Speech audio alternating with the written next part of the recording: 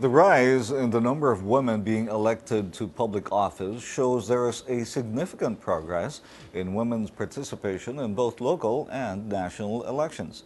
But an expert says this does not translate to pro-women legislation. Anja Limarga gives us that story in today's Inform in 100 special report.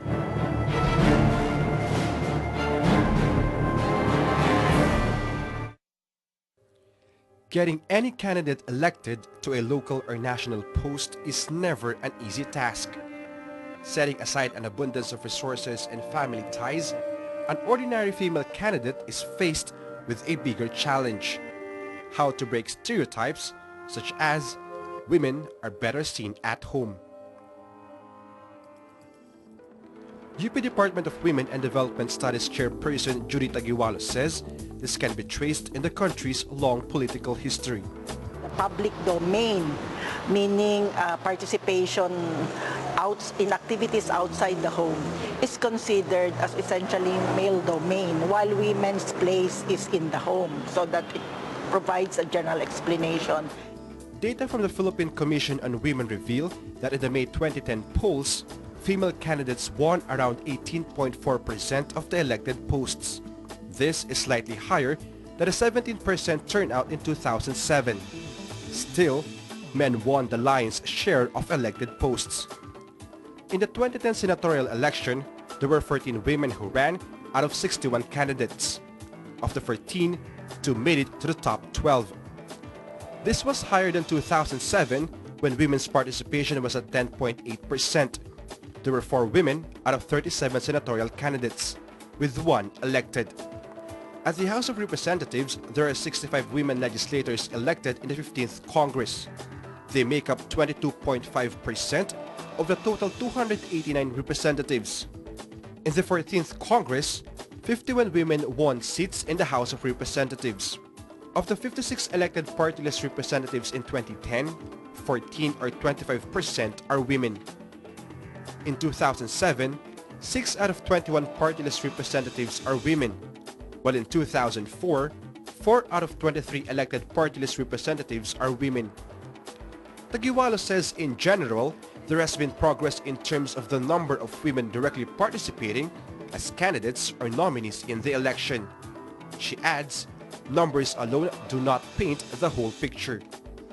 Number alone does not mean that there are now more pro-women legislators, because in the last analysis, the sex, meaning the biological makeup of whether male or female, or the gender, meaning how one assumes your gender role, is sufficient to be a major factor in taking a pro-women, pro-poor stand.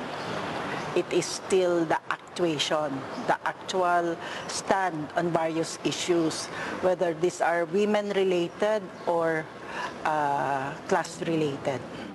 Taguiwalo says the reproductive health law, a measure which aims to advance women's rights, also divided women legislators. She says the vote was not along gender lines. There were a lot of women legislators who voted against the reproductive health bill, and there were male legislators who voted for reproductive health rights. The question really was the positioning regarding women's right to have access to information, access to safe family planning methods, and a women's right to choose which method they would use. Bagong Henerasyon Party List Representative Bernadette Herrera D says having women legislators doesn't mean they would automatically push for pro-women measures. Well, of course, kahit naman babae ka, iba-iba pa rin ang stand mo sa lahat ng bagay eh. So it doesn't necessarily follow na gusto mo pumasok dyan, puro women issues lang ang ipapasok mo, or pwedeng women issues, but your view is different from another woman. Gabriela Party List Representative Emily Jesus says the public should know their pick. Are they part of a political dynasty or acting out as a filler for a family member? It does not follow na pagka nabigyan ng pagkakataon ng kababaihan dito sa Kongreso, automatic na parang kailangan na nating kilalanin siya as pagbubunyi dahil andyan na ang mga kababaihan. I think we should be critical kaugnay noong ganitong pagpupwesto ng mga kababaihan. Hindi lang siguro sa Kongreso, within the bureaucratic structure. This shares the same sentiment and that voters must be critical of the candidates' profiles. Walang importante is tingnan natin ano ba yung platform of governance nila. Yun nga, andyan lang ba sila para saluhin o totoong ipagpatuloy ang magandang nagawa? At the end of the day, Tagiwalo believes equality between men and women should also be reflected in the arena of legislation and politics. Anjali Mario, Solar News.